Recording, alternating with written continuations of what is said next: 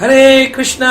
तो हमारे इस भागवत प्रभाग के आज के इस एपिसोड में आपका स्वागत है।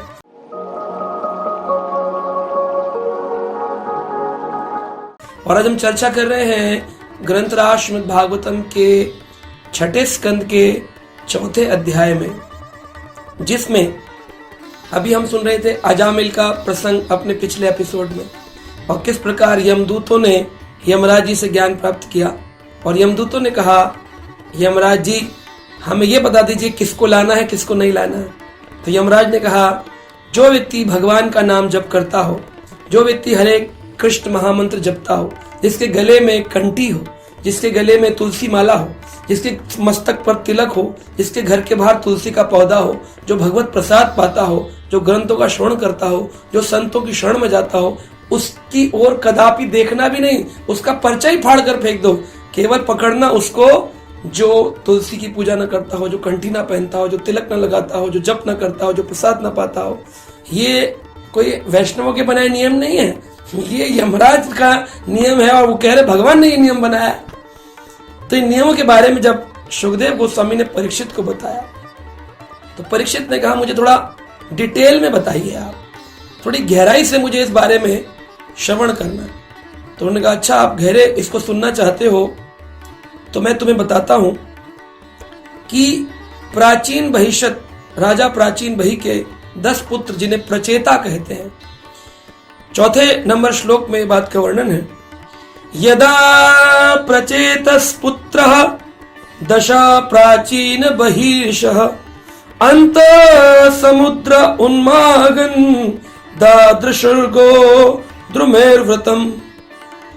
वह तपस्या करने के लिए जल के नीचे गए थे, और जब जल के नीचे तपस्या करके बाहर निकले तो प्राचीन बहि राजा के 10 पुत्र देखे कि चारों तरफ पेड़ उग गए। भाई जैसे होता है जब जल में ज्यादा स्थिरता रहती है तो उसमें कमल, फूल, पुष्प, डंडियां, झाड़ियां आसपास उग जाती हैं। इतने पेड़ निकल आए तो क्रोध में आकर के उन्होंने कहा, अरे हमें बाहर निकलने नहीं दे रहे, इतनी झाड़ियां, इतने पेड़ आ गए, इनको जलाकर भस्म कर देंगे, अभी राख कर देंगे, इतनी तपस्या करिए। तब सोमदेव, जो कि चंद्रदेव, चंद्रमा के, चंद्रलोक के राजा हैं, वो बोले, ये सब मेरे पुत्र हैं, इन पेड़ों को मैं ही पालता पोसता हूं, तो जितना भी रस सब्जियों में आता है, पत्तों में आता है, वो चंद्रदेव की कृपा से आता है। तो उन्होंने कहा, ये सब मेरे पुत्र हैं, इनको आप ऐसे मत करो। तो कहा, ठीक है, अगर आप कहते हैं तो हम ऐसा नहीं करेंगे। तब फिर हमें ऐसे कोई बात बताइए इंपॉर्टेंट, मुख्य, जिससे हम कोई स्पेशल ज्ञान ले सकें। तो इस प्रकार से जब प्रचेता बाहर निकले और उन्होंने जलाने की कोशिश करी तो उन्होंने हवा और अग्नि को प्रस्तुत कर दिया था, पर सोमदेव ने आकर के सब रुकवा दिया, और उन्होंने एक कन्या जिसका नाम था प्रमलोचना, तो प्रमलोचा नाम की एक अप्सरा वो प्रदान करी और कहा, ये तुम्हारी कन्या है। यानी राजा प्राचीन बहि के पुत्र प्रचेता, और प्रचेताओं को सोमदेव ने प्रचेताओं के वीर्य का इस्तेमाल करके, जैसे अभी IVF होता है, IVF इंट्रा विट्रो फर्टिलिटी, ऐसे ही प्रचेताओं के वीर्य को इस्तेमाल करके सोमदेव ने कन्या दी, जिसका नाम था प्रमलोचा।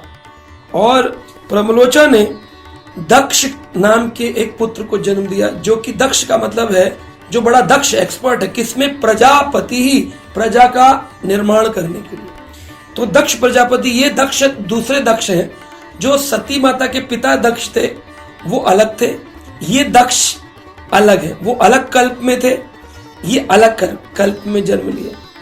तो जब ये अलग कल्प यानी अलग दिन में जन्म लिए तो इनका नाम भी दक्ष, दक्ष मतलब एक्सपर्ट, सुदक्ष, दक्ष।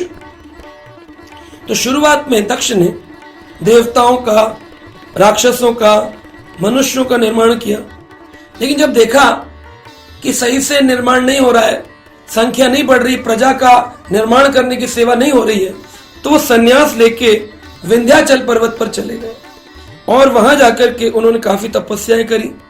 और जब तपस्या करी तो उन तपस्याओं को कहा जाता है हंस गुह्य प्रार्थना, बड़ा मुख्य विषय है। तो इस आज के अध्याय का टाइटल ही है हंस गुह्य प्रार्थना। तो जो भगवान विष्णु को प्रसन्न करने के लिए दक्ष प्रजापति ने जो प्रार्थना करी उसका नाम है हंस गुह्य प्रार्थना। क्या प्रार्थना करी? उन्होंने कहा, हे प्रभु, आप सर्वे सर्वा हैं, आप चलने वाले चर और अचर सभी प्राणियों के नियंता हैं, आप आत्म संतुष्ट हैं और आत्म तेज स्वयं से तेज होता है। भगवान को किसी लाइट सूरज की, हमको तो लाइट की जरूरत पड़ती है, सूरज की जरूरत पड़ती है, पर भगवान हरि आप ऐसे हैं, आप सेल्फ एफल्जेंट हैं और आप सेल्फ सेटिस्फाइड हैं, सेल्फ सफिशिएंट हैं।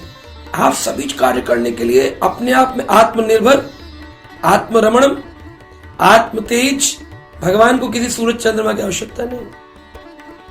उन्होंने कहा, तो जितने भी जीवात्माएं संसार में शरीर लेती हैं तो आप उनके परम मित्र बनकर के हृदय में बैठते हैं। ये बात सब भगवान ने गीता में भी कही है। ना तद बसाए तो सूर्यो न शशांको न पावका यद गत्वा निवर्तन्ते तद धामम परमम। वो मेरा धाम है, वहां ना सूरज है, न चंद्रमा है, न अग्नि है, और मैं सबके हृदय में बैठा हूं। हृदय देश अर्जुन तिष्ठति, अर्जुन सबके हृदय में बैठा। तो वो बात जो भगवान ने बताई उसी प्रार्थना को यहां पर हंस गुह्य प्रार्थना के रूप में दक्ष प्रजापति भगवान विष्णु को कर रहे हैं।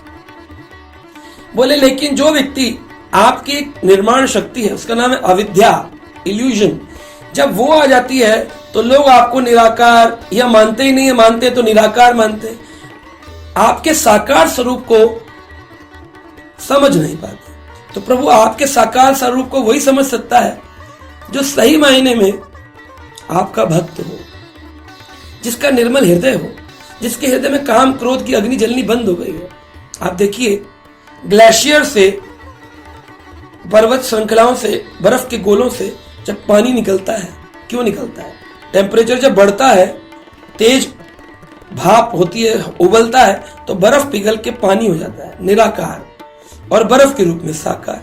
तो मूल रूप से ग्लेशियर साकार ही होते हैं, लेकिन तापमान के बढ़ने से वो निराकार हो जाता है। ऐसे ही भगवान साकार है, लेकिन जब लोगों की अविद्या, इल्यूजन, उनके हृदय में काम क्रोध अग्नि जलाती है तो वो साकार स्वरूप भगवान उनको निराकार लगते हैं, और कभी कभी तो उनको लगता ही नहीं कि भगवान है।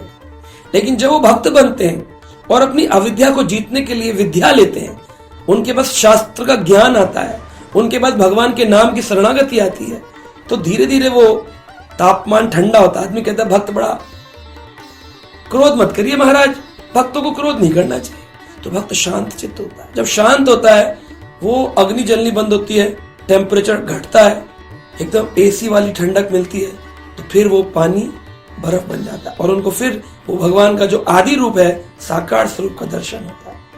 ये बात हंस गुह्य प्रार्थना में भगवान विष्णु को दक्ष प्रजापति ने कही, और क्या हुआ? भगवान बड़े संतुष्ट हो गए। भगवान दक्ष प्रजापति के सामने 8 भुजाओं में भगवान विष्णु को लेते, चतुर्भुज भगवान, 8 भुजाओं में भगवान विष्णु आए। यही बात आप प्रमाण देख सकते गीता में। भगवान ने जब विराट रूप दिखाया, अनेक सहस्त्र हाथ दिखाए, अनेक मुख दिखाए। अर्जुन बोले, मैं घबरा रहा हूं, अब वापिस अपने मूल रूप में आइए। तो मूल रूप में आने से पहले उन्होंने 8 भुजा धारण करी, फिर 4 भुजा धारण करी, और फिर मूल रूप में वो 2 भुजा में आए। यानी भगवान का जो साकार स्वरूप है वो मूल बेस 2 हाथ वाला है, लेकिन सृष्टि रचना में 4 हाथ में, 4 हाथ के बाद 8 हाथ में, और अंत में सहस्त्र हाथों में भगवान विराट रूप लेते। पर मूल 2 हाथ वाले कृष्ण ही ये प्रमाण प्रस्तुत होता है। भगवान आए, पीतांबर धारण किया था, बड़ा सुंदर स्वरूप धारण किया था। भगवान ने उनको अस्कनी नामक एक कन्या प्रदान करी जो कि पंचजन्य की पुत्री थी, और उन्होंने कहा ये तुम्हारे आगे प्रजा का निर्माण करने में सहयोग करेगी। और इस प्रकार जो कन्या थी अस्किनी, उसका विवाह दक्ष प्रजापति से हुआ। तो जो पहले 13 कन्या 16 कन्या जो हम सुनते हैं, और ये जो दक्ष है, ये दोनों डिफरेंट दक्ष हैं। ये दक्ष अब अगले अध्याय में विभिन्न सृष्टि का निर्माण करेंगे, तो उसका हम डिटेल अगली बार सुनेंगे। हरे कृष्ण।